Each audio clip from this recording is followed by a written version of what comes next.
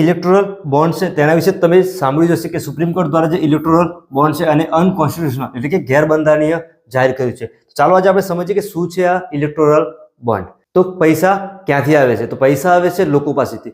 લોકો મુખ્ય ફક્ત બે કારણથી જ કોઈ પણ પોલિટિકલ પાર્ટી હોય એને ફંડિંગ કરતા હોય છે. એક છે કે પોલિટિકલ પાર્ટીના જે વિચારો હોય તો એમને પસંદ આવ્યા હોય અને પોલિટિકલ પાર્ટીને સપોર્ટ કરવા માટે ફંડિંગ કરતા હોય છે. અને બીજું ફંડિંગ કરતા હોય છે પોતાનું કંઈક કામ કરાવવા માટે. તો આ જે ફંડિંગ થાય છે એ પહેલા શેમાં કરવામાં આવતું હતું? તો કેશ ફંડિંગ કરવામાં આવતું હતું. તો આ કેશ ફંડિંગના બે નેગેટિવ પાસા હતા. એક છે બ્લેક મની. તો બ્લેક મનીનો ખૂબ જ ઉપયોગ કરવામાં આવતો હતો. અને બીજું છે વેન્ડેટા પોલિટિક્સ, એને કહેવાય છે બદલાનું પોલિટિક્સ. કોઈ પણ વ્યક્તિએ કોઈ પણ પોલિટિશિયન અથવા પોલિટિકલ પાર્ટીને સપોર્ટ કર્યો હોય અને એની ઇલેક્શનમાં હાર થાય તો જે વિરોધ પક્ષનો જે વ્યક્તિ છે એની ઇલેક્શનમાં જીત થઈ હોય તે વ્યક્તિ જે ફંડિંગ કરવાવાળી વ્યક્તિ હોય એને આડકતરી રીતે નુકસાન પહોંચાડતો હતો. તો આ બધા પ્રશ્નોનું સમાધાન કરવા માટે સરકાર દ્વારા 2017ની અંદર